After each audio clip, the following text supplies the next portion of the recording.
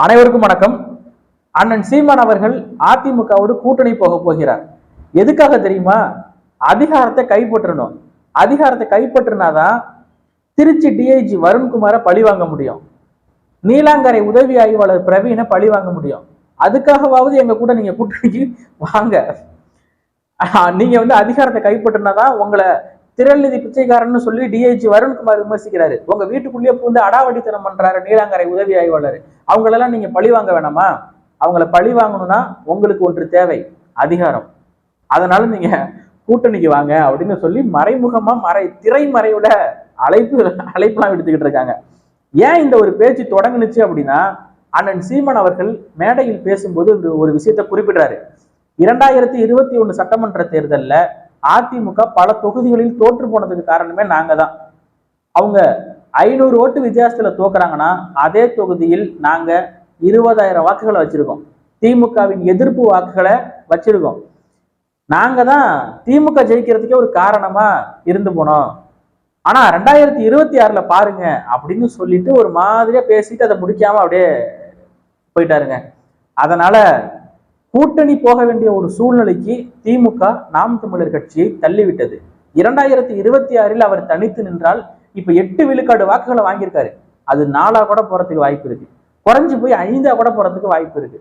எதுக்கு தேவையில்லாம இப்படியே கூட்டணிக்கு போனீங்கன்னா சீட்டு கிடைக்கும், நோட்டு கிடைக்கும், அதை வாங்கிக்கிட்டு நீங்க அதிகாரத்தை அடையலாம். அதிகாரத்தை அடைஞ்சிங்கன்னா டிஐஜி வருணையும் நீலாங்கரை உதவி ஆய்வாளரையும் நீங்க பழி வாங்கலாம், அவங்களை நீங்க சிறைக்கு அனுப்பிடலாம் அப்படின்னு சொல்லி கூட்டணிக்கு கூப்பிடுவதெல்லாம் எந்த அளவுக்கு சிறுபிள்ளைத்தனமாக இருக்கு அப்படிங்கிறத பாருங்க.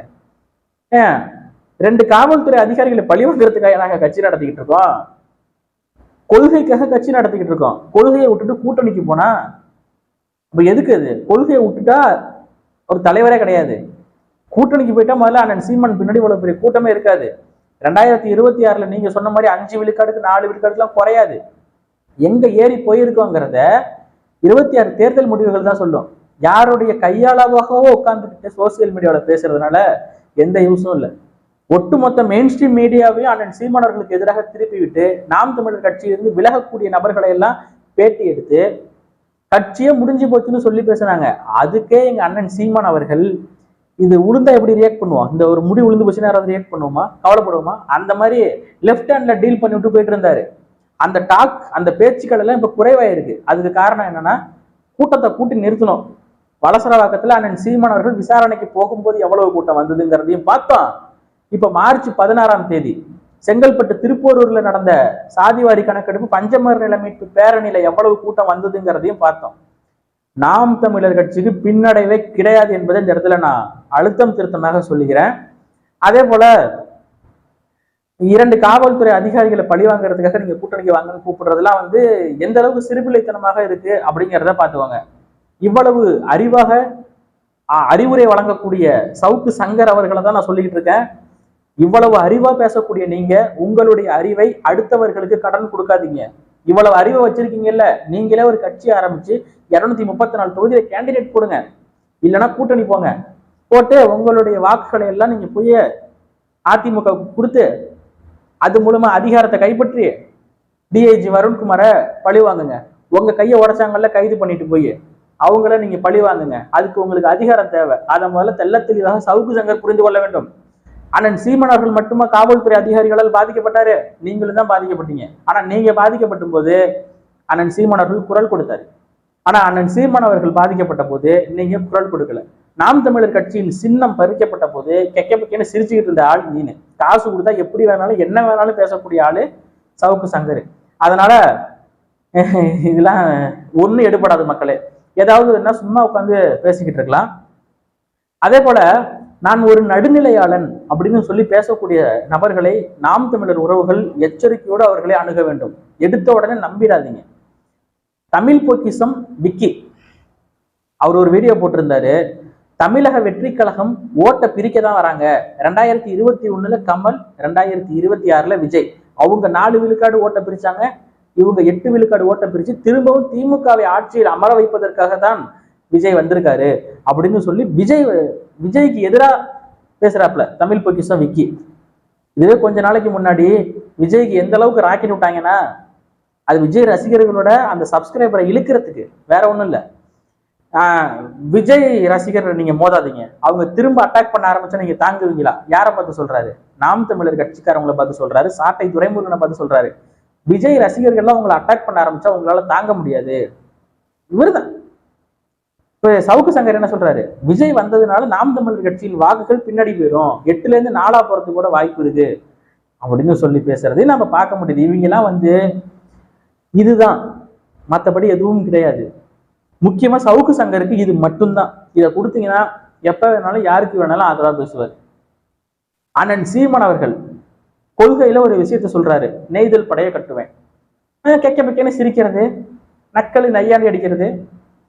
இப்ப கேரளாவில் பினராயி விஜயன் கட்டிட்டாரு, பொத்திக்கிட்டு இருப்பாங்க. அப்பெல்லாம் சீமான் சாத்தியம் இல்லாததை பேசுறாரு, நெய்தல் படை கட்டுவேன்னு சொல்றாரு. அதெல்லாம் சும்மா நக்களி நையாண்டி அடிச்சுக்கிட்டு இருப்பாங்க, மற்றபடி ஒண்ணுமே இல்லை மக்களே. திருச்சி டிஐஜி வருண்குமார் மீது 1 மாதத்திற்குள் நடவடிக்கை எடுக்க வேண்டும் என்று சொல்லி தமிழக டிஜிபிக்கு மதுரை உயர்நீதிமன்ற கிளை உத்தரவிட்டிருக்கு. அப்படி என்ன நடவடிக்கை எடுக்க போறாங்க அப்படிங்கிறத பொறுத்திருந்து பார்ப்போம். சாட்டை துரைமுருகன் அவர்கள் கொடுத்த வழக்கு தான். சாட்டை துரைமுருகன் அதிகப்படியான அளவுல பாதிக்கப்பட்டிருக்காரு. அவருடைய தொலைபேசியில் இருந்த ஆடியோக்கள் எல்லாம் வெளியே விட்டு பெரிய அளவுக்கு டிஸ்டர்ப் பண்ணாங்க. அவர் வாங்கிய காரை லாரியை விட்டு அடிச்சு உடைச்சாங்க.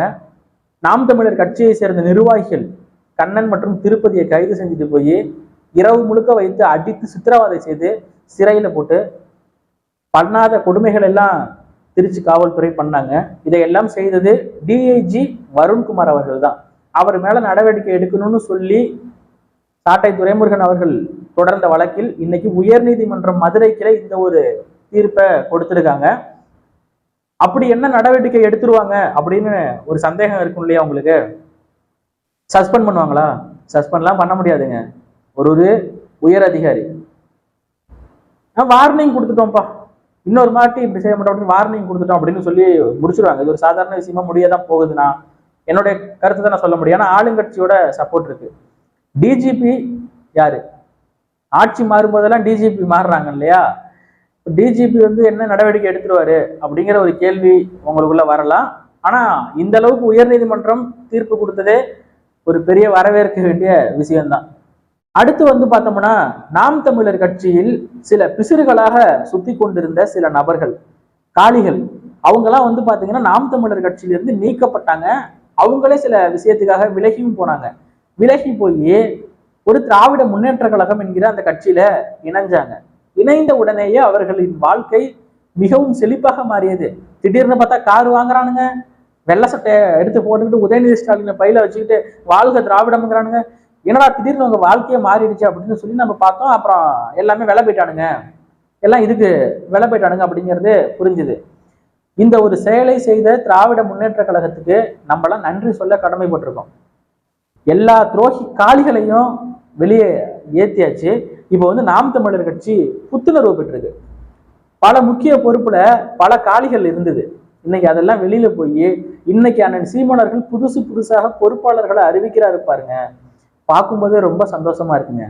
எல்லாமே இளையவர்கள், இளம் வயதில் இருக்கக்கூடிய இளைஞர்கள் எல்லாருக்கும் வாய்ப்பு கொடுத்து நாம் தமிழர் கட்சி இன்னைக்கு புத்துணர்வு பெற்று களத்துல நிக்குது. 2026 களம் நாம் தமிழருக்கான களமாக இருக்கும் அப்படிங்கிறத நம்ம சொல்லக்கூடாதுங்க. நம்மளே சொல்லிட்டா வீண் பெருமைங்க. எதிரிதான் சொல்லணும். எதிரி நம்மளை பார்த்து எந்த அளவுக்கு பயப்படுறானோ கதறானோ அந்த அளவுக்கு நம்ம வளர்ந்துகிட்டு இருக்கோங்கிறது தான் நிதர்சனமான உண்மை. நம்ம தமிழ்நாட்டில் ஒரே ஒரு கட்சி மட்டும்தான் இருக்கு, அந்த கட்சியில இருந்து மட்டும்தான் நிர்வாகிகள் விலகுறாங்கிற மாதிரி ஒரு செய்தியை கிரியேட் பண்ணி வேற எந்த கட்சியும் இல்லை, வேற எந்த கட்சியில இருந்து யாரும் விலகல. ஒரு கட்சியில் இருக்கக்கூடிய சாதாரண அடிமட்ட தொண்டன் விலகுகிறான் என்றால் அதை ஒட்டுமொத்த ஊடகமும் உற்று நோக்குகிறது என்றால் அந்த சாதாரண தொண்டனுக்கே அவ்வளவு பவரை கொடுத்தது யாரு? அண்ணன் சீமான். ஒருத்தன் விலகினாலும் அந்த செய்தியா மாத்தணும், எல்லா சேனல்லையும் போடணும்னு ஆளும் தரப்பிலிருந்து உளவுத்துறையால் சொல்லப்பட்டிருக்கிறது என்றால் எந்த அளவுக்கு நம்ம மேல உச்சத்தை நோக்கி போய்கிட்டு இருக்கோம். அதை பார்த்து எதிரிகள் பயந்திருக்கிறார்கள். அவர்களின் பயம் நமக்கு தெரியுதா இல்லையா? அவர்களின் பயம்தான் நமக்கு தைரியம். அவன் எந்த அளவுக்கு கதறானோ அந்த அளவுக்கு நம்ம மேல போயிட்டு இருக்கோங்கிறது அர்த்தம். அதை புரிஞ்சுக்கிட்டு 2026க்கான களமாக நாம் தமிழரை நம்ம மாத்தணும், நம்மளுடைய களமாக மாத்தணும். அதுக்கு தொடர்ச்சியா நம்ம இப்பல இருந்தே வேலையை தொடங்குவோம். நன்றி, வணக்கம்.